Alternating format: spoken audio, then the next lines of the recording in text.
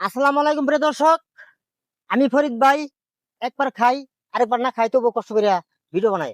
তো প্রিয় দর্শক, দেখতে পাচ্ছেন আমাদের শেরপুর জেলা নালিতাবাড়ি থানা 2 নং ওয়ার্ড শেওড়াতলি গ্রামের। দেখতে পাচ্ছেন শেওড়াতলি গ্রামের রাস্তাটা কিরকম। এই অল্প পানি আসতে কিন্তু রাস্তাটা চলে গেছে, হাজার হাজার মানুষ চলাফেরা করে। এই গ্রামের মানুষ, ছোট ছোট বাচ্চারা স্কুলে যায়, সামনে স্কুল, এদিকে মাদ্রাসা, যেগুলো আসা যাওয়া খুব খুবই সমস্যা। কৃষকেরা ধান নিয়ে যায়, বাজারে নিয়ে যায়, সামনে গাজীখানা বাজার, ধান নিয়ে যেতে পারে না। তা আমি এই ব্যাপারে, রাস্তার ব্যাপারে আমার এক কাকা আছে, কাকার লগে কথা বলি, আপনারা শুনেন কাকা কি বলে। আসসালামু আলাইকুম কাকা। ওয়ালাইকুম আসসালাম। রাস্তাঘাট এরকম অবস্থা কেন? কোন সরকার করে দেয় না? এমপি কোন মন্ত্রী? সরকার আমগর করে না? আজ 30 বছর আগে আমগর একটা চেয়ারম্যান ছিল আমগর গ্রামে, ওই যে মাড়ি গাড়ছিল, এরপর আর কোনো মাড়ি পড়ে নাই। মাটি পারে না? এরপরে চেয়ারম্যান অনেক গেছে, চেয়ারম্যান অনেক গেছে, 5-7টা চেয়ারম্যান গেছে, এরপর কোনো মাড়ি পড়ে নাই। তখন আমগর খুব কষ্ট, ওই গাড়ি ঘোড়া তো চলাফেরা করাবেন না, লোক যাও না গে, একটা রুগী জি কাল জরুরি রয়ে জায়গা, আমরা নিতে নিতে রুগীর কাম শেষ।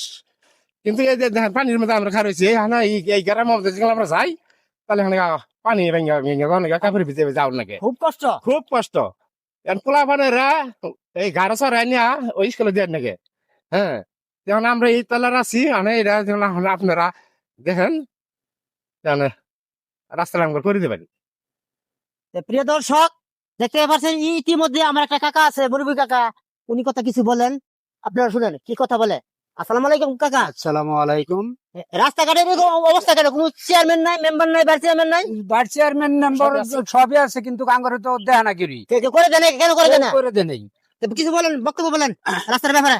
রাস্তার ব্যাপারে কি বলবো, আর রাস্তা তো 30 বছর আগে যে আঙ্গর রাস্তায় আমাদের মাটি পড়ছিল, চেয়ারম্যান থাকতে, জয়নাল চেয়ারম্যান থাকতে, এরপর আর এক খাঁচা মাটি কেউ দেয় নেই, কোনো এমপিও না, মন্ত্রীও না, চেয়ারম্যানও না। আঙ্গর তো খুব কষ্ট, খুব কষ্ট, মানে একেবারে পোলাপান নিয়ে যাইতে যেত কষ্ট, স্কুলে যাইতে কষ্ট, হাট বাজারে যাইতে কষ্ট, সব দিক দিয়েই কষ্ট। এরকম কষ্ট আর কোনো জায়গায় নাই, আঙ্গর এই শেওড়াতলি গ্রামে এই কষ্ট। প্রিয় দর্শক, দেখতে পাচ্ছেন আসলে শেওড়াতলি গ্রাম মাঝখান দিয়ে একটা রাস্তা, কিরকম রাস্তা আমি উপস্থিত সঙ্গে সঙ্গে দেখতে পাচ্ছেন পানি কিন্তু ডালা সুদ।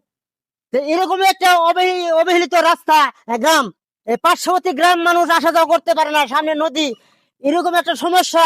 ছোট ছোট বাচ্চারা স্কুলে যায়, মাদ্রাসা যায়, লেখাপড়া করতে পারে না, সামনে গাজীখামার বাজার, কৃষকেরা ধান নিয়ে যেতে পারে না। তাই আমি আমার নতুন সরকারকে দুহাত ধরে অনুরোধ করছি, এবং নালিতাবাড়ি থানার এমপি সাহেব আছেন, ফাহিম চৌধুরী সাহেব আছেন, উনারেও আমি অনুরোধ করে বলছি, আপনি যেভাবে পারেন এই শেওড়াতলি গ্রামে, দেখতে পাচ্ছেন মাঝখানে একটা রাস্তা, ভাঙা রাস্তা, পানি যাচ্ছে, একটা রাস্তার ব্যবস্থা করে দেন। এবং করে দিলে এই গ্রামের মানুষ আসা যাওয়া করতে অনেক সুবিধা হবে। আর যদি না করে দেন, এই গ্রামের মানুষ খুব অসহায়। আমি অনুরোধ করে বলছি, আপনি যেভাবে পারেন একটা রাস্তার ব্যবস্থা করে দেন, এবং করে দিলে এই গ্রামের মানুষ এবং পার্শ্ববর্তী এলাকার মানুষ আসা যাওয়া করতে অনেক সুবিধা হবে, অনেক ভালো হবে। এই বলে আমরা কথা শেষ করছি। আসসালামু আলাইকুম।